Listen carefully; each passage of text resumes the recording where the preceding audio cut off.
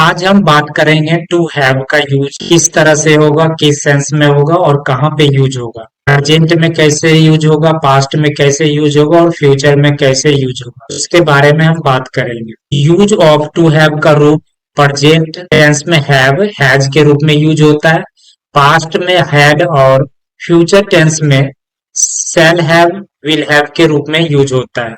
जैसे कि आप देख सकते हैं यूज ऑफ हैव या हैज, ठीक है।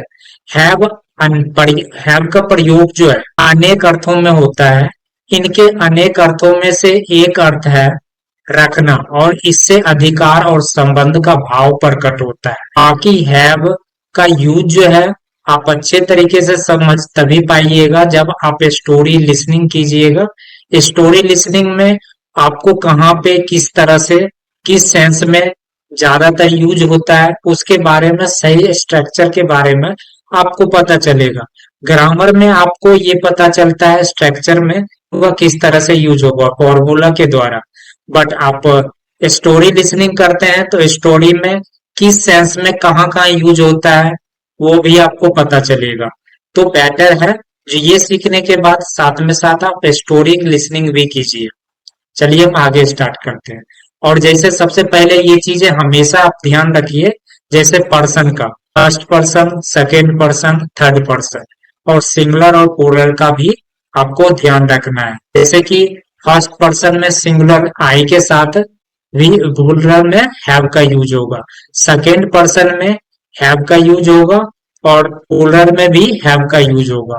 थर्ड पर्सन में ही सी इट या किसी भी नाम के साथ हैज का प्रयोग होगा और प्लूरल में इसमें हैव का प्रयोग होगा। ये चीजें आपको ध्यान रखनी। जैसे they have a book, the boys have a book, Shyam and Ravi have a book.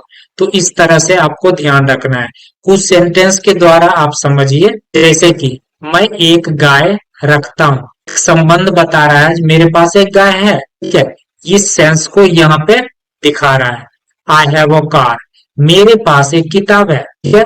मुझसे संबंध बता रहा है जो मेरे पास कुछ है, तो उस सेंस में आई हैव अ बुक का यूज हुआ है। हम लोगों के पास एक घर है, ठीक है।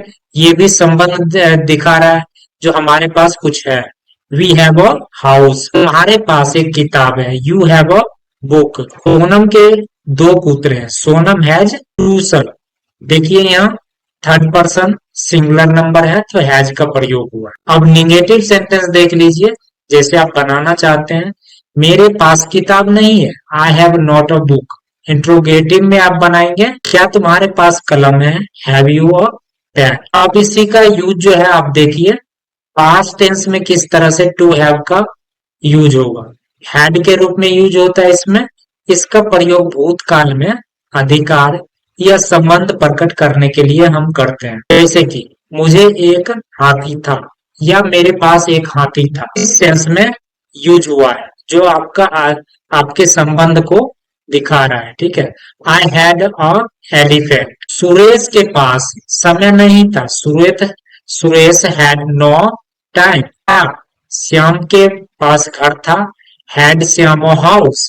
तुम्हारे पास समय क्यों नहीं था, I had you not time. तो पास्ट टेंस में भी आप समझ गए, इस तरह से इस सेंस में यूज होगा। बाकी आप स्टोरी लिसनिंग जरूर कीजिए और उससे आपकी अंडरस्टैंडिंग जल्दी बिल्ड होगी, क्योंकि यहाँ पे इस एक से दो स्ट्रक्चर के द्वारा या एक से दो सेंटेंस के द्वारा आप समझ पाते हैं और आपको समझाया जाता है। बट इस कई सारे सेंस में यहाँ पे यूज होता है इंग्लिश में, लैंग्वेज में। तो स्टोरी के माध्यम से आप कई सारी चीजें देखेंगे जो कहाँ कहाँ पे किस किस सेंस में यूज हो रहा है, तो आप अच्छे से समझ पाइएगा। Use of shall have will have के रूप में भी यूज होता है फ्यूचर में। जैसे कि आई वी के साथ शैल हैव का यूज होगा, बाकी सभी के साथ विल हैव का यूज होगा। मेरे पास एक घर होगा, आई शैल हैव अ हाउस, हमें सफलता मिलेगी। वी शैल हैव सक्सेस, क्या आपके पास घर होगा। Will you have a house, आपको कब शांति मिलेगी। When will you piece.